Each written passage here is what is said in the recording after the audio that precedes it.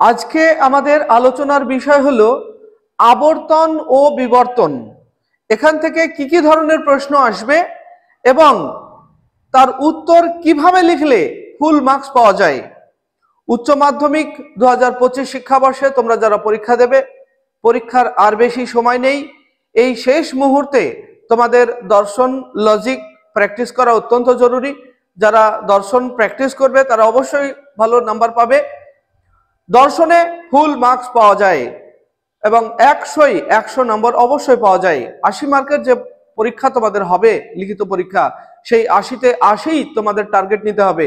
আর এই 80তে 80 টার্গেট নিতে হলে আমার সঙ্গে চলো, আমি যা করব, যেভাবে তোমাদেরকে শেখাবো সেটা অনুসরণ করো, অবশ্যই তোমরা 80তে 80 পেয়ে যাবে। আমরা আগের ভিডিওতে দেখিয়েছিলাম বচনের গুণ ও পরিমাণ নির্ণয় কিভাবে করতে হয়। আজকে আমি দেখাবো আবর্তন ও বিবর্তন থেকে তোমাদের কিভাবে লিখলে ফুল মার্কস পাবে। তবে তার আগে তোমাদের কি কি প্রশ্ন আসবে এবং কোন দাগে কোন নম্বরের প্রশ্ন, কি কি প্রশ্ন থাকবে সেটা বলে দিই। যারা লজিক করবে তোমাদের জন্য প্রথম প্রশ্নই থাকবে গুণ ও পরিমাণ নির্ণয় কিভাবে লিখতে হয়। এটা আমি আগের ভিডিওতে তোমাদেরকে শিখিয়েছি এবং সেইভাবে লিখলেই, আমি যেভাবে শিখিয়েছি সেইভাবে লিখলেই তোমরা ফুল মার্কস পাবে, অর্থাৎ 8-এ 8 পাবে। 4টে থাকবে, 4 দুগুণে 8। আজকে আমরা যেটা করব আবর্তন বিবর্তন থেকে, এখানেও তোমাদের 2 নম্বর থাকবে, মানে বি দাগে থাকবে, 3-এর বি দাগে থাকবে আবর্তন ও বিবর্তন থেকে প্রশ্ন। তবে কি কি থাকার সম্ভাবনা আছে এবছরে? এবছরের সম্ভাবনা হলো আবর্তন ও বিবর্তন নির্ণয় করো, আর থাকতে পারে বিবর্তন ও আবর্তন নির্ণয় করো, আর থাকতে পারে বিবর্তনের আবর্তন নির্ণয় করো। এই 3 প্রকারের প্রশ্ন এবছরে থাকার সম্ভাবনা আছে। আর 2024-এ আবর্তনের বিবর্তন এটা এসেছিল, তাই আবর্তনের বিবর্তন আমরা প্র্যাকটিস করছি না। আজকে আমি যে 3 রকমের প্রশ্ন আসার মতো 3টেই তোমাদেরকে বুঝিয়ে দেব। যে কোনো ভাবে আসুক না কেন তোমরা তার উত্তর লিখতে পারবে। তবে কথা না বাড়িয়ে আমরা চলে আসি মূল আলোচনায়। দেখো, আজকে আমরা টেস্ট পেপার, এবিটিএ টেস্ট পেপারের 67 নম্বর পেজ, অর্থাৎ মানে এসি 67, এখানে লজিক আছে এসি 69 পেজে। প্রথম মানে 1 নম্বর দাগে থাকে এমসিকিউ, 2 নম্বর দাগে থাকে এসএকিউ, 3 নম্বর দাগে থাকবে ব্রড কোশ্চেন গুলো। 3 নম্বর দাগে আমাদের বি নম্বরে থাকবে আবর্তন ও বিবর্তন। একদম দাগ উল্লেখ করে তোমাদেরকে বলে দিচ্ছি, 3-এর এ দাগে থাকবে গুণ ও পরিমাণ নির্ণয়, 3-এর বি দাগে থাকবে আবর্তন ও বিবর্তন থেকে প্রশ্ন। তবে টেস্ট পেপারে আমরা প্রথমেই 69 পৃষ্ঠায়, এসি 69 পৃষ্ঠায় যে প্রশ্নটা দেখছি, বিবর্তন ও আবর্তন নির্ণয় করো, এরকম প্রশ্ন আছে। বিবর্তন ও আবর্তন নির্ণয় করো। আমি টেস্ট পেপার থেকে একবার তোমাদের প্রশ্নটা পড়ে দিচ্ছি, কি আছে দেখো। আছে নিম্নলিখিত বাক্যগুলিকে বচনে রূপান্তরিত করে বিবর্তন ও আবর্তন করো। 1 নম্বরে আছে সব মানুষ স্বার্থপর নয়, 2 নম্বরে আছে কুকুর বিড়াল নয়, 3 নম্বরে শুধু ধার্মিকেরা সুখী হয়, 4 নম্বরে মানুষ সর্বাঙ্গ সুন্দর নয়। এর মধ্যে আমি একটা প্রশ্ন তোমাদেরকে করিয়ে দেব, বাকিগুলি তোমরা প্র্যাকটিস করে আমাকে কমেন্টে জানাবে। তাহলে আমি তোমাদের কমেন্টের উত্তর দেব এবং যাদের সঠিক হবে তাদেরকে অবশ্যই বলে দেব, যাদের ভুল হবে তাদেরকেও বলে দেব, ভুল হলে তোমরা কিভাবে করবে। তো যাই হোক, আমরা চলে আসি আমাদের মূল আলোচনায়, অর্থাৎ বিবর্তন ও আবর্তন নির্ণয় করো। এটা কিভাবে তোমরা পরীক্ষায় লিখবে, লিখলে ফুল মার্ক পাবে। প্রথম প্রশ্ন হলো সব মানুষ স্বার্থপর নয়। প্রশ্নটা তোমাদের লেখার দরকার নেই, তোমরা কি করবে, উত্তরটাই লিখবে। তাহলে প্রথম কি করবে দেখো, 3 দাগের প্রশ্নের উত্তর লিখছি আমরা, 3 ব্র্যাকেট দেবে, আমরা 3-এর বি দাগের উত্তর লিখব, অথবা, অথবা দেবে, অথবা 3-এর বি অথবা, এইভাবে কিন্তু দিয়ে নেবে প্রথম। তারপরে কি করবে, 1 নম্বর দেবে, ল্যাটিন হরফে 1 আছে। তারপরে যখন 2 করবে, 1 কমপ্লিট হয়ে গেলে 2 করবে, 3 করবে, 4 করবে, ল্যাটিন হরফে 2 দেবে, ল্যাটিন হরফে 3 দেবে। এই মার্কটি কিন্তু আর লেখার দরকার হবে না তোমাদের। 3-এর বি অথবা এইটা কিন্তু বারবার লেখার দরকার নেই, একবারই লিখবে। তারপরে পরপর 4টে লজিক তোমরা করে দেবে, তাহলে হবে। দেখো 1 নম্বর দাগে আছে সব মানুষ স্বার্থপর নয়, সব মানুষ স্বার্থপর নয়। এটাকে যদি আমরা বচন করি তাহলে কি হবে? ও বচন হবে। এখানে তার্কিক আকার লিখবে, তার্কিক আকার। প্রথমে নাম্বার দেবে ল্যাটিন হরফে 1 দিয়ে তার্কিক আকার লিখবে। তার্কিক আকার এক লাইনে থাকবে, মানে প্রথমে তোমার প্রশ্নের নাম্বার থাকলো, তারপরের লাইনে লিখবে নিচে 1, মানে ল্যাটিন হরফে 1, মানে 1 মার্কের প্রশ্নের উত্তর দিচ্ছি আমরা, তাই তার্কিক আকার লিখবে। এরপরে তোমরা বচন চিহ্ন দেবে। কি বচন হবে? ও। তার্কিক আর আকারের থেকে একটু ছেড়ে ও। কি লিখবে? কোন কোন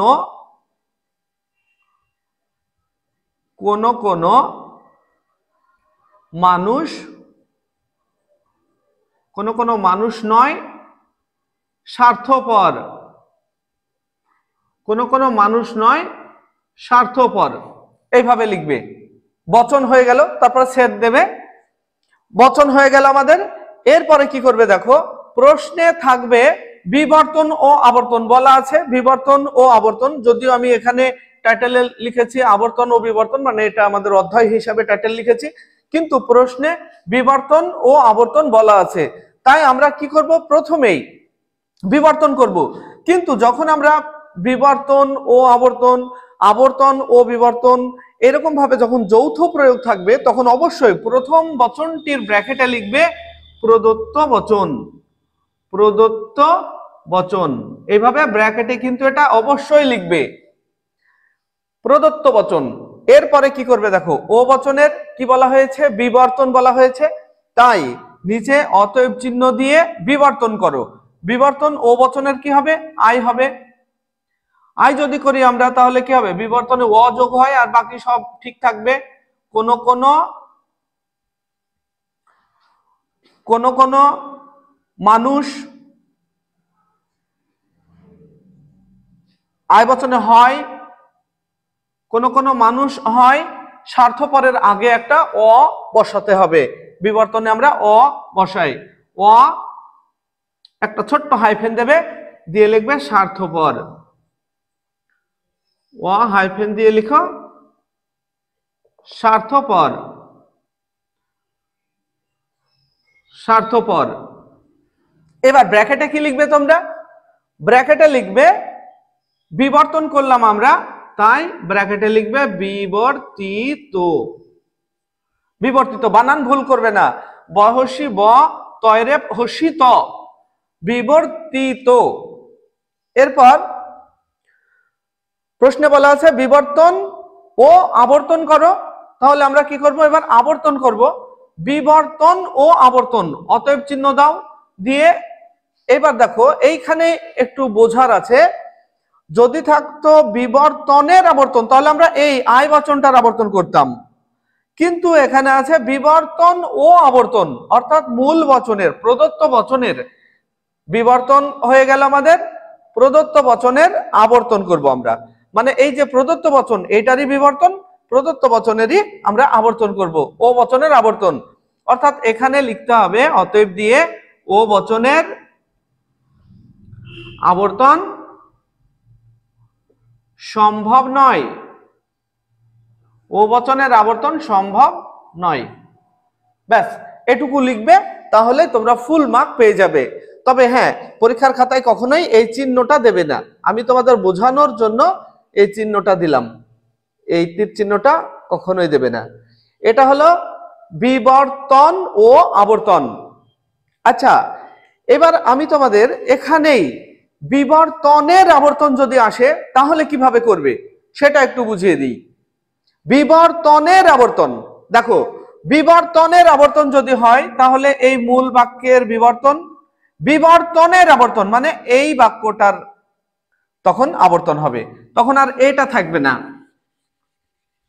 এটা তখন আর থাকবে না। বিবর্তনের আবর্তন অর্থাৎ আই বচনের আবর্তন হবে, তখন আয়ের আবর্তন হলে হবে আই কোন কোন অস্বার্থপরটা আগে চলে আসবে, অ সহ নিয়ে আসবে, কিন্তু অ স্বার্থপর এখানে একটা ব্যক্তি তুমি লাগাতেও পারো, না লাগাতেও পারো, লাগালে ভালো লাগবে শুনতে, তাই তুমি যদি না লাগাও তার জন্য কোনো নাম্বার কাটবে না। তাহলে কোন কোন অস্বার্থপর ব্যক্তি হয় আই বচনে হয় কি মানুষ, উদ্দেশ্যবিধ পাল্টে গেল, আবর্তন করলাম আমরা। এবার কি এখানে ব্র্যাকেটে আমাদের কিছু লিখতে হবে, কি লিখবো বলো তো? ব্র্যাকেটে আমরা অবশ্যই এটা আবর্তন করলাম, আবর্তিত লিখবো, কিন্তু কার আবর্তিত? এখানে এই যে মাঝের বচনটার, এখানে তো উপরে দুটো আছে, দুটোর মধ্যে কোনটার আমরা আবর্তন করলাম সেটা লিখতে হবে। আমরা এই বচনটার আবর্তন করলাম, এই বচনটা হলো বিবর্তিত, তাহলে আমাদের এখানে লিখতে হবে বিবর্তিতের, বিবর্তিতের আবর্তিত, বিবর্তিতের আবর্তিত, এটা ব্র্যাকেটে লিখতে হবে। এইভাবে যদি তুমি লিখতে পারো তাহলে অবশ্যই তোমরা ফুল মার্ক পাবে। তাহলে আমি একটা প্রশ্নের মধ্যে দিয়েই তোমাদেরকে দুটো বুঝিয়ে দিলাম, কি বিবর্তন ও আবর্তন প্রথমে দেখালাম, তারপরে আমি এখন যেটা দেখালাম এটা হলো বিবর্তনের আবর্তন। তাহলে এই চিহ্নটা কখনোই তোমরা দেবে না, তোমাদের বোঝানোর সুবিধার্থে আমি এটা বলছি। এরপর আমাদের আর একটা পয়েন্ট পরীক্ষায় আসার মতো, সেটা হলো কি আবর্তন ও বিবর্তন। আমি এই পার্টটা এবার তোমাদেরকে বুঝিয়ে দেব। আর হ্যাঁ, আরেকটা কথা তোমাদেরকে বলে রাখি, এখানে যে আরো 3টে বাক্য দেওয়া আছে আমাদের এই পৃষ্ঠাতে, এই 3টে বাক্য অবশ্যই তোমরা প্র্যাকটিস করো প্রশ্ন হিসাবে। প্রশ্নে বলা আছে বিবর্তন ও আবর্তন করো, তাই প্রশ্ন হিসাবে তোমরা প্র্যাকটিস করো এবং কমেন্ট বক্সে তোমরা কমেন্ট করে জানাও তোমাদের ঠিক কি ভুল হয়েছে, সেটা অবশ্যই আমি তোমাদেরকে কমেন্টের উত্তরে বলবো। দেখো প্রশ্ন আছে কুকুর বিড়াল নয়, এটা ই বচন হবে, কোনো কুকুর নয় বিড়াল। তোমরা বিবর্তন ও আবর্তন করবে, করে আমাকে দেখাবে, যেভাবে আমি করালাম শিখালাম সেইভাবেই। এরপর তোমরা 3 নম্বরে দেখো শুধু ধার্মিকেরা সুখী হয়, এটা এ বচন হবে, উদ্দেশ্যবিধ পরিবর্তন হবে, শুধু থাকলে উদ্দেশ্যবিধ পরিবর্তন হয়, অর্থাৎ সকল সুখী ব্যক্তি হয় ধার্মিক। এরপর দেখো 4 নম্বরে আছে মানুষ সর্বাঙ্গ সুন্দর নয়, এটা ই বচন হবে, কোনো মানুষ নয় সর্বাঙ্গ সুন্দর। এটা তোমরা প্র্যাকটিস করো বিবর্তন ও আবর্তন হিসাবে এবং কমেন্ট বক্সে অবশ্যই আমাকে কমেন্ট করে জানাও। এবার আরেকটা প্রশ্ন আমি তোমাদেরকে দেখিয়ে দেব, সেটা হলো আবর্তন ও বিবর্তন যদি পরীক্ষায় আসে তাহলে তোমরা কিভাবে লিখবে।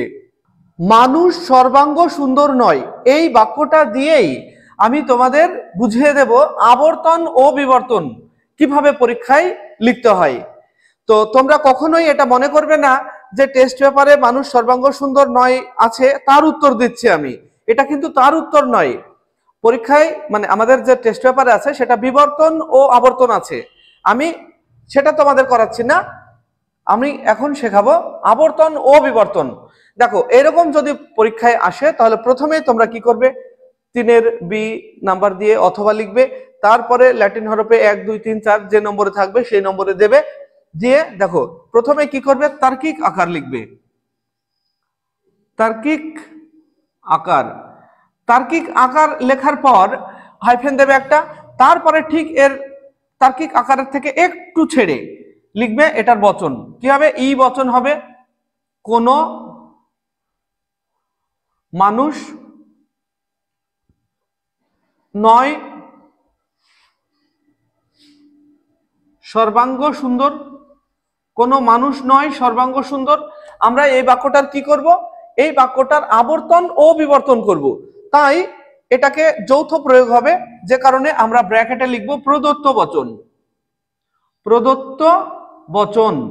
দেখো যদি শুধু বলে আবর্তন করো তাহলে আমরা আবর্তনীয় লিখব, যদি বলে শুধু বিবর্তন করো তাহলে আমরা বিবর্তনীয় লিখব, কিন্তু যখন আবর্তন এবং বিবর্তন যৌথ প্রয়োগ হবে তখন আমি একে আবর্তনীয়ও বলতে পারবো না বিবর্তনীয়ও বলতে পারবো না, যে কারণে আমরা একে লিখব প্রদত্ত বচন, অর্থাৎ এটা আমাদের পরীক্ষায় দেওয়া আছে।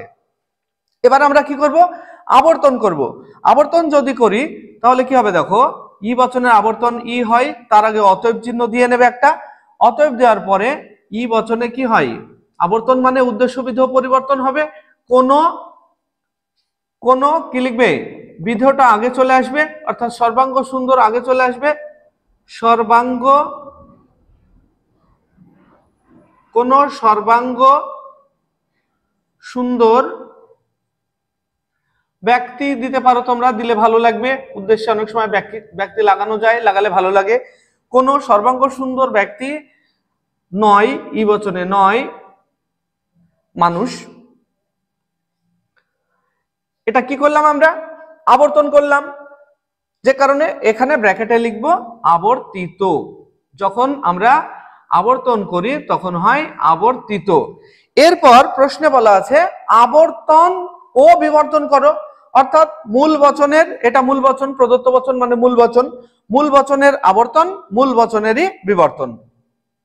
এবার আমরা ই বচনটার যদি বিবর্তন করি তাহলে হবে এ, তার আগে অতএব চিহ্ন দিয়ে নেবে, সকল। সকল আমরা কি এটার বিবর্তন করছি মানে মানুষ, সকল মানুষ। এ বচনে হয় লিখতে হয়, সকল মানুষ হয়। তারপরে কি বিবর্তন মানে একটা অযোগ, হয়ের পরে অ সর্বাঙ্গ সুন্দর, অ সর্বাঙ্গ সুন্দর। এইবার বলো ব্র্যাকেটে আমরা কি লিখব?